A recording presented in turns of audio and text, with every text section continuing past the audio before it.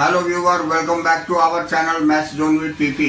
मैं संजीव कुमार आज आपको क्लास 12 की अर्थशास्त्र बुक 2 की चैप्टर 4 जो हमारी राष्ट्रीय आय की आकलन की विधियां हैं उसकी डिटेल जानकारी देता हूं और उससे रिलेटेड सारी इंपॉर्टेंट पॉइंट्स बताता हूं।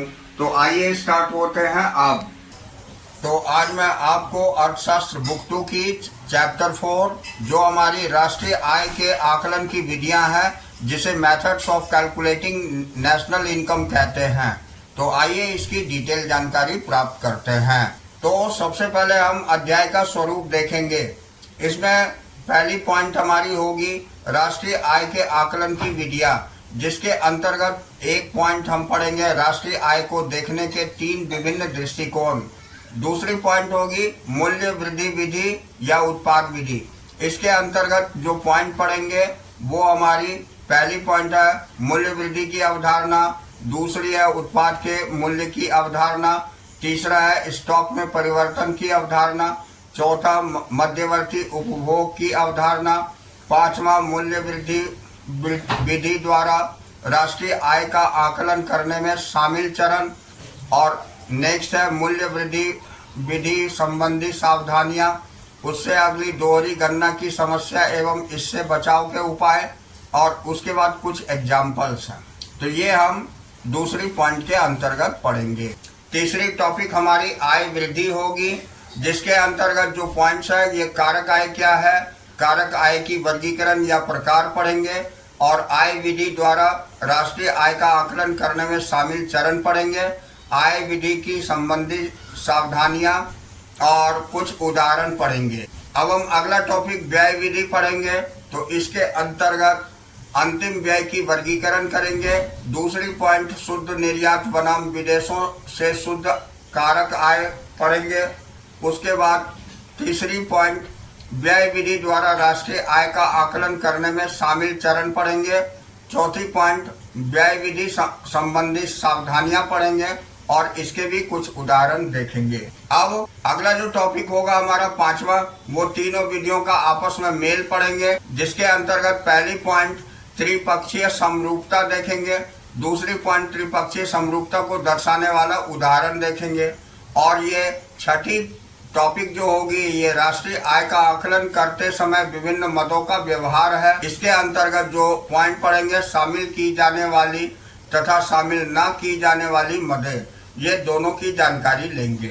तो इस तरह ये चैप्टर की मेन पॉइंट्स और मेन टॉपिक्स हमने देखा, जिसकी जानकारी हम अब लेते हैं। तो इसमें पहला टॉपिक था हमारा राष्ट्रीय आय के आकलन की विधियां, जिसे हम methods of calculating national income कहते हैं। तो आइए इसकी डिटेल जानकारी प्राप्त करते हैं। पहला है चक्रीय प्रवाह मॉडल, जो अध्याय 2 से पता चलता है कि राष्ट्रीय आय को 3 विभिन्न दृष्टिकोणों से देखा जा सकता है। पहला है अर्थव्यवस्था में मूल्य वृद्धि के कुल जोड़ के रूप में, दूसरा है अर्थव्यवस्था में आय सृजन के कुल जोड़ के रूप में, तथा तीसरा है अर्थव्यवस्था में उत्पादित अंतिम वस्तुओं एवं सेवाओं पर किए गए व्यय के कुल जोड़ के रूप में। अब हम इसी के अंतर्गत नेक्स्ट पॉइंट पढ़ेंगे राष्ट्रीय आय को देखने के 3 विभिन्न दृष्टिकोण के अनुरूप अर्थशास्त्रियों ने राष्ट्रीय आय के आकलन की 3 विधियां बताई है, जो इस प्रकार है।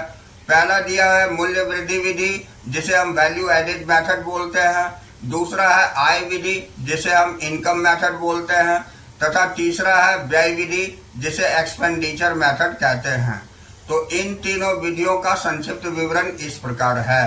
तो यहाँ हम पहले देखेंगे मूल्य वृद्धि विधि या उत्पाद विधि इसे बोलते हैं, जिसे वैल्यू एडेड मेथड और प्रोडक्ट मेथड भी कहा जाता है।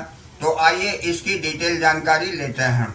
तो इसमें पहली पॉइंट है मूल्य वृद्धि विधि एक लेखा वर्ष के दौरान एक अर्थव्यवस्था में प्रत्येक उत्पादक उद्यम द्वारा की गई मूल्य वृद्धि में राष्ट्रीय आय को मापती है। यानी कि value added method measures national income in terms of value added by each producing enterprise in the economy during an accounting year. इसे औद्योगिक उद्गम विधि यानी इंडस्ट्रियल ओरिजिन मेथड तथा शुद्ध उत्पाद विधि यानी नेट आउटपुट मेथड भी कहा जाता है।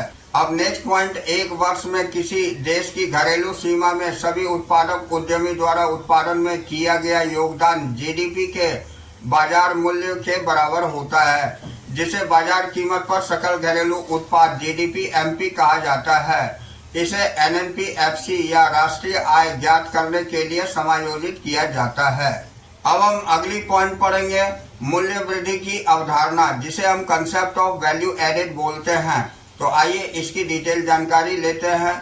तो पहला पॉइंट है, मूल्य वृद्धि से अभिप्राय उत्पादन की प्रक्रिया में किसी फर्म द्वारा प्रयुक्त कच्चे माल या मध्यवर्ती वस्तुओं के मूल्य के अतिरिक्त सृजित मूल्य से है। दूसरी पॉइंट है, मूल्य वृद्धि किसी उद्यम के उत्पाद के मूल्य तथा मध्यवर्ती उपभोग के मूल्य का अंतर है। इसलिए हम कह सकते हैं मूल्य वृद्धि बराबर उत्पाद की मूल्य माइनस मध्यवर्ती उपभोग। अब हम अगली पॉइंट उत्पाद के मूल्य की अवधारणा पढ़ेंगे, जिसे हम concept of value of output कहते हैं। इससे अभिप्राय एक लेखा वर्ष के दौरान किसी फर्म द्वारा उत्पादित वस्तुओं या सेवाओं के बाजार मूल्य से है। अब हम देखेंगे अगली पॉइंट, जो कि उत्पाद के मूल्य का आकलन है, जिसे हम एस्टिमेटिंग वैल्यू ऑफ आउटपुट कहते हैं। तो इसमें कंडीशन ए देखते हैं, जब वर्ष के दौरान वर्ष में उत्पादित समस्त उत्पाद बिक जाता है, तब मूल्य उत्पाद का मूल्य बराबर बिक्री हो जाता है।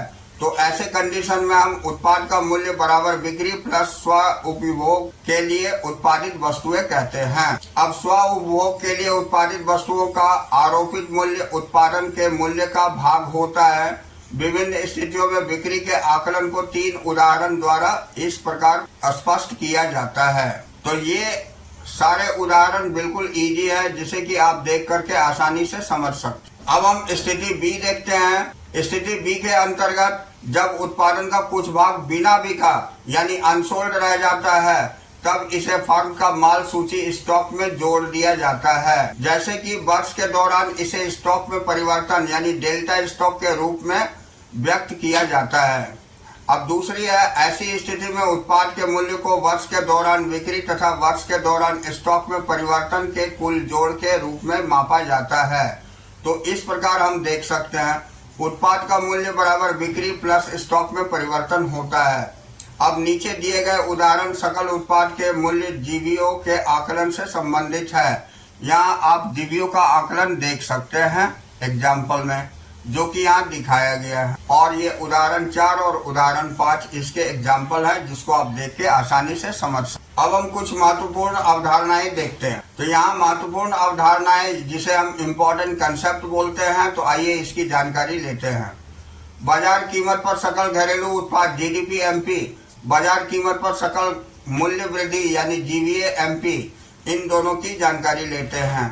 तो पहली पॉइंट है, एक वर्ष में एक देश की घरेलू सीमा के अंदर सभी उत्पादक उद्यमियों द्वारा की गई सकल मूल्य वृद्धि। और दूसरा है, एक वर्ष की अवधि के दौरान अर्थव्यवस्था में उत्पादित अंतिम वस्तुओं तथा सेवाओं का बाजार मूल्य। अब नेक्स्ट पॉइंट, जीडीपी एमपी का अनुमान लगाने के बाद निम्नलिखित समीकरण के रूप में हम कारक लागत पर शुद्ध राष्ट्रीय उत्पाद, जिसे हम एनएनपीएफसी बोलते हैं, या राष्ट्रीय आय ज्ञात करते हैं। तो यहाँ देखते हैं कारक लागत पर शुद्ध राष्ट्रीय आय, जिसे एनएनपीएफसी बोला जाता है, बराबर होता है बाजार कीमत पर सकल घरेलू उत्पाद या बाजार कीमत पर सकल मूल्य वृद्धि, जिसे हम जीडीपी एमपी या जीवीए एमपी बोलते हैं, माइनस मूल्यह्रास होता है और माइनस शुद्ध अप्रत्यक्ष कर और प्लस विदेशों से प्राप्त शुद्ध कारक आय के बराबर होता है। तो ये हमारी फॉर्मूला बन जाती है। अब यहाँ हम नोट में देख लेते हैं, घरेलू आय की एनडीपीएफसी के रूप में तथा राष्ट्रीय आय की एनएनपीएफसी के रूप में पहचान की जाती है। अब नेक्स्ट टॉपिक है, मूल्य वृद्धि विधि द्वारा राष्ट्रीय आय का आकलन करने के में शामिल चरण, यानी steps involve in estimating national income by value added method. तो आइए इसकी पहली पॉइंट देखते हैं। मूल्य वृद्धि विधि द्वारा राष्ट्रीय आय का आकलन करने में निम्नलिखित चरण शामिल है। तो पहला चरण हम देखते हैं, यानी स्टेप 1। तो स्टेप 1 के अंतर्गत उत्पादन के सभी क्षेत्रों के मध्य उत्पादक इकाइयों अर्थात प्राथमिक, द्वितीयक और तृतीयक क्षेत्रों की पहचान करना।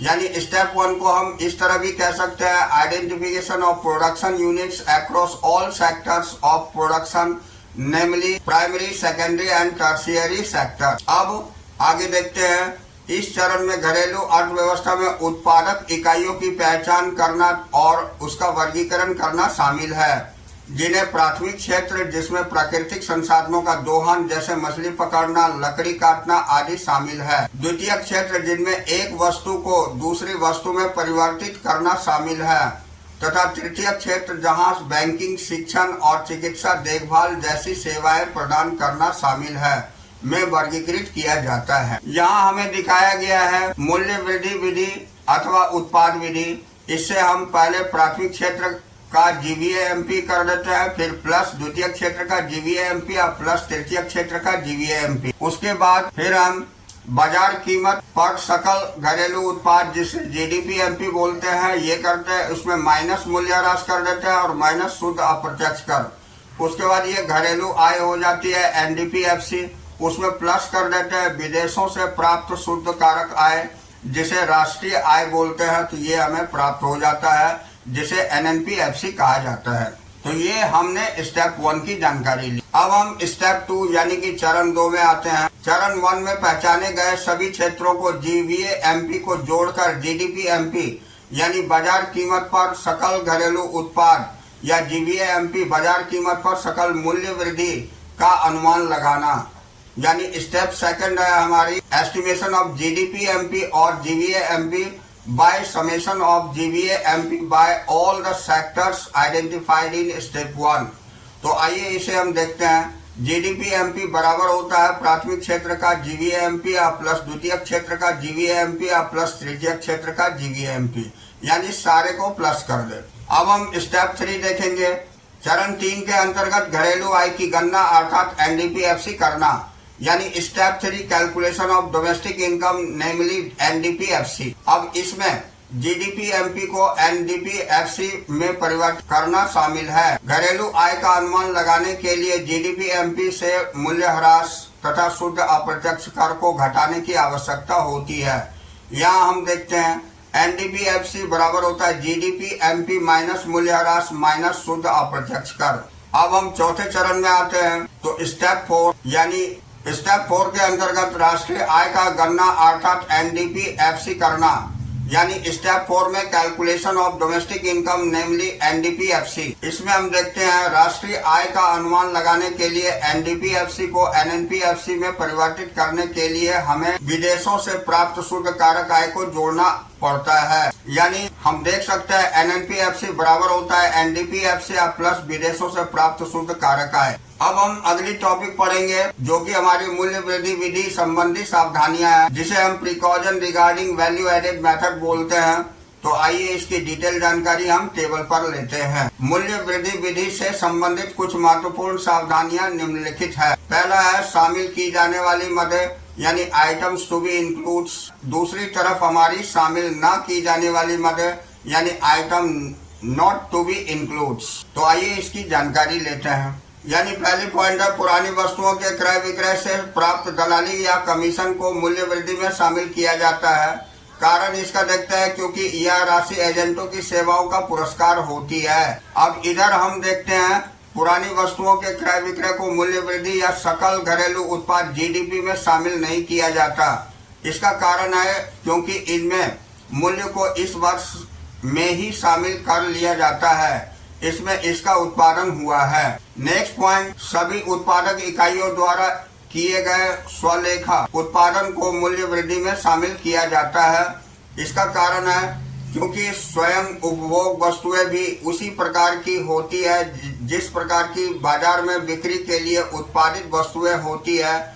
उन्हें बाजार में इसलिए नहीं बेचा जाता क्योंकि उत्पादकों को उसकी आवश्यकता होती है, इसलिए यह शामिल किया जाता। अब यहाँ दिया हुआ है नेक्स्ट पॉइंट में जो शामिल नहीं किया जाता है, मध्यवर्ती वस्तुओं के मूल्य को मूल्य वृद्धि में शामिल नहीं किया जाता। इसका कारण है क्योंकि मध्यवर्ती वस्तुओं का मूल्य अंतिम वस्तुओं के मूल्य में शामिल होता है। तो ये हमने कुछ मदें देखा जो कि शामिल की जाती है और जो शामिल नहीं की जाती है मूल्य वृद्धि विधि में। और अगली पॉइंट हम देखते हैं, उदाहरण के लिए कार उत्पादक द्वारा अपने कर्मचारियों को लाने ले जाने के लिए कारों का प्रयोग करना, यह शामिल होती है, जबकि स्व उपभोग सेवाओं को मूल्य वृद्धि में शामिल नहीं किया जाता। अब नेक्स्ट है स्व उपभोग के लिए उत्पादन का आरोपित मूल्य शामिल किया जाता है। कारण इसकी है क्योंकि ये वस्तुएं उसी प्रकार की होती है जिस प्रकार की बाजार में बेची जाने वाली वस्तुएं होती है। उदाहरण के लिए खेती करने वाले परिवारों द्वारा स्वयं ही गेहूं का उत्पादन करना और उपभोग करना। अब इसका कारण यहाँ पर था क्योंकि इनके बाजार मूल्य का अनुमान लगाना कठिन होता है। उदाहरण के लिए गृहिणियों की सेवाओं का मूल्य। अब नेक्स्ट टॉपिक है जिन मकानों में मालिक स्वयं रह रहे हैं उनका आरोपित किराया शामिल किया जाता है। कारण इसका क्योंकि सभी मकानों का किराया मूल्य यानी रेंटल वैल्यू होता है, चाहे उसमें मकान मालिक स्वयं रहे या उन्हें किराए पर दिया गया है। अब दूसरी तरफ गैर कानूनी कार्यों से संबंधित मूल्य वृद्धि को शामिल नहीं किया जाता। कारण इसकी है क्योंकि आगत का कोई विशिष्ट आंकड़ा उपलब्ध नहीं होता है। तो ये हम अंतर देखें मूल्य वृद्धि विधि के अंतर्गत क्या ऐड किया जाता है और क्या ऐड नहीं किया जाता। अब हम अगली टॉपिक दोहरी गणना की समस्या एवं इसके बचाव के उपाय, जिसे हम problem of double counting and the ways of avoid it, इसकी जानकारी लेंगे। तो आइए पहले हम देखते हैं दोहरी गणना का अर्थ, जिसे मीनिंग ऑफ डबल काउंटिंग बोलते हैं। तो यहाँ देखते हैं दोहरी गणना से अभिप्राय एक ही उत्पाद के मूल्य की एक से अधिक बार गणना करने से है। अब नेक्स्ट दोहरी गणना की समस्या क्यों होती है, why does the problem of double counting occurs. तो इसका कारण देखते हैं कि यह समस्या तब उत्पन्न होती है जब जीडीपी या जीवीए के अनुमान में कुछ निश्चित वस्तुओं की मूल्य की गणना एक बार से अधिक कर ली जाती है। अब नेक्स्ट पॉइंट है हमारी दोहरी गणना की समस्या का सारणीबद्ध चित्रण यानी tabular illustrations on problem of double counting. तो आइए हम तालिका में देखते हैं। दोहरी गणना या सकल घरेलू उत्पाद जीडीपी का अत्यधिक अनुमान यानी double counting and over estimation of GDP. यहाँ पर हम कुछ वस्तु या मद पैदा करने वाला उद्यम देखते हैं और इधर हम उत्पाद की मूल्य बिक्री रुपए में देखते हैं। तो स्टेप फर्स्ट में किसान जो गेहूं का उत्पादन करता है और उसे मिल मालिक को बेचता है, ये 400 रुपए में। दूसरी स्टेप में मिल मालिक गेहूं को मैदा में परिवर्तित करता है और उसे बेकरी वाले को बेचता है, ये 600 रुपए में। फिर स्टेप 3 बेकरी वाला डबल रोटी बनाता है और उसे दुकानदार को बेचता है 800 रुपए में। चौथा चरण में दुकानदार आ जाता है जो डबल रोटी के पूरे स्टॉक को अंतिम उपभोक्ता को बेच देता है, ये 900 रुपए में। तो टोटल अगर जोड़ा जाए तो ये 2700 रुपए हो जाती है, जबकि उत्पाद का मूल्य बिक्री 2700 रुपए हो गई।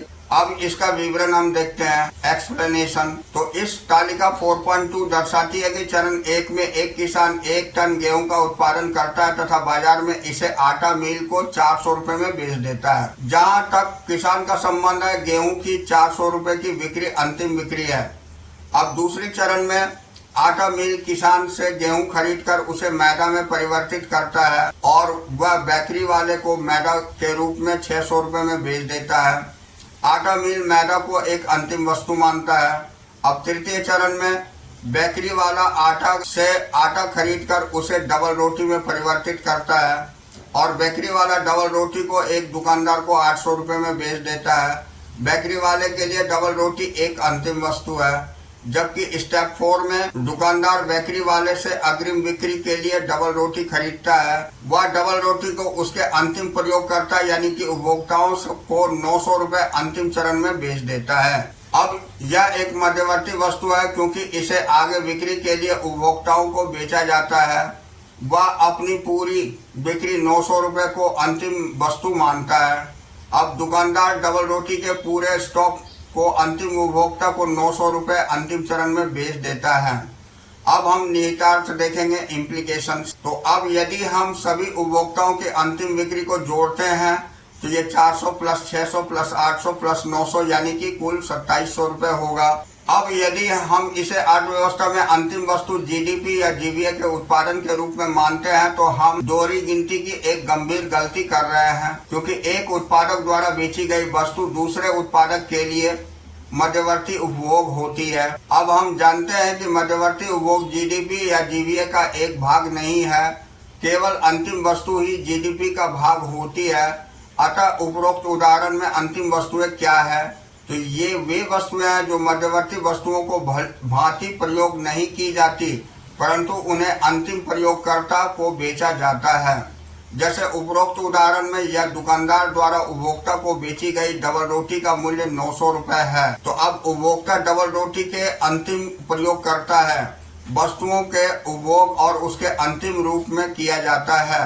इसका अर्थ है कि जीडीपी बराबर 900 न कि 2700, जैसा कि ऊपर अनुमान लगाया गया है। तो दोहरी गणना तब उत्पन्न होती है जब हम मध्यवर्ती वस्तुओं या अंतिम वस्तुओं के बीच भेद करने में विफल हो जाते हैं, अथवा जब हम सभी फर्मों को बिक्री को जोड़ते रहते हैं तथा इस तथ्य को अनदेखा करते हैं कि एक फर्म द्वारा बेची गई वस्तुओं को मध्यवर्ती उपभोग के रूप में प्रयोग किया जा सकता है। अब हम अगली पॉइंट देखेंगे। दोहरी गणना की समस्या से बचाव के 2 उपाय दिए गए हैं, यानी 2 ways to avoid the problem of double counting.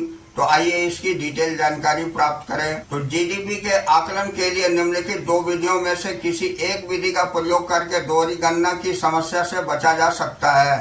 पहला है अंतिम उत्पाद विधि, यानी फाइनल आउटपुट मेथड। तो इस विधि के अनुसार जीडीपी का अनुमान लगाने के लिए केवल अंतिम वस्तुओं या सेवाओं उनके अंतिम प्रयोग के रूप में को लिया जाता है, मध्यवर्ती वस्तुओं को नहीं। अब हम जानते हैं कि अंतिम वस्तुएं यानी अंतिम प्रयोगकर्ता के रूप में वे वस्तुएं होती है जो उत्पादन की सीमा रेखा को पार कर चुकी है और अंतिम प्रयोगकर्ता यानी फाइनल यूजर द्वारा उपयोग के लिए तैयार है, जो उपभोक्ता अथवा उत्पादक कोई भी हो सकते हैं। मध्यवर्ती वस्तुओं का इस कारण विचार नहीं किया जाता क्योंकि वे उत्पादन की सीमा रेखा के अंदर होती है और अंतिम प्रयोगकर्ता यानी फाइनल यूजर द्वारा उपयोग के लिए तैयार नहीं है। अब नेक्स्ट हम देखेंगे उपरोक्त उदाहरण में उपभोक्ताओं को बेची गई डबल रोटी अंतिम वस्तु है। केवल अंतिम वस्तु इस स्थिति में डबल रोटी के मूल्य अर्थात 900 को जीडीपी के आकलन में शामिल किया जाएगा। अब हम दूसरी विधि देखते हैं, मूल्य वृद्धि विधि, जिसको हम वैल्यू एडेड मेथड बोलते हैं। तो आइए इसकी जानकारी लेते हैं। तो इस विधि के अनुसार देश की घरेलू सीमा के अंदर सभी उत्पादक इकाइयों द्वारा की गई मूल्य वृद्धि, न कि उत्पाद का मूल्य या बिक्री के कुल जोड़ को जीडीपी के अनुमान में शामिल किया जाता है। देश के प्रत्येक उत्पादक इकाई के उत्पाद के मूल्य यानी वैल्यू ऑफ आउटपुट तथा मध्यवर्ती उपभोग के मूल्य के बीच के अंतर को मूल्य वृद्धि कहा जाता है। यानी जैसे हम देख रहे हैं उत्पादन के प्रत्येक चरण पर हुई मूल्य वृद्धि का जोड़ ये 400 रुपए प्लस 200 रुपए प्लस 200 रुपए प्लस 100 रुपए बराबर 900 को जीडीपी के आकलन में शामिल किया जाएगा, जो कि तालिका 4.3 में प्रत्येक उत्पादक द्वारा की गई मूल्य वृद्धि को दिए गए उदाहरण में दर्शाया गया है। अब यहाँ हम तालिका 4.3 मूल्य वृद्धि दृष्टिकोण तथा सकल घरेलू उत्पाद जीडीपी का अनुमान देखते हैं, जिसे हम estimation of GDP through value added approach कहते हैं। तो आइए इसकी जानकारी लेते हैं। तो इसमें यहाँ पर हम वस्तु या मद पैदा करने वाला उद्यम रखते हैं। सेकंड कॉलम में हम उत्पाद का मूल्य रखते हैं। तीसरी कॉलम में हम मध्यवर्ती उपभोग रखते हैं और चौथी कीमत में मूल्य वृद्धि। अब यहाँ देखिए पहला किसान है जो कि 400 रुपए में बेचा था और इसमें मूल्य वृद्धि 400 रुपए ही हुई। दूसरा मिल मालिक था जो कि 600 रुपए में जिसे बेचा गया वो 400 रुपए मध्यवर्ती उपभोग था, तो ये 200 रुपए हो जाएगा 600 माइनस 400। अब तीसरा बेकरी वाला था जिसको 800 रुपए में बेचा गया और मध्यवर्ती उपभोग 600 रुपए थी, तो इसमें 200 हो जाएगा 800 माइनस 600। अब दुकानदार को जो कि डबल रोटी बना करके 900 रुपए में बेच देता है उपभोक्ताओं को, इसमें मध्यवर्ती उपभोग 800 थी, तो यहाँ पर 900 माइनस 800 यानी कि 100 हो जाती है।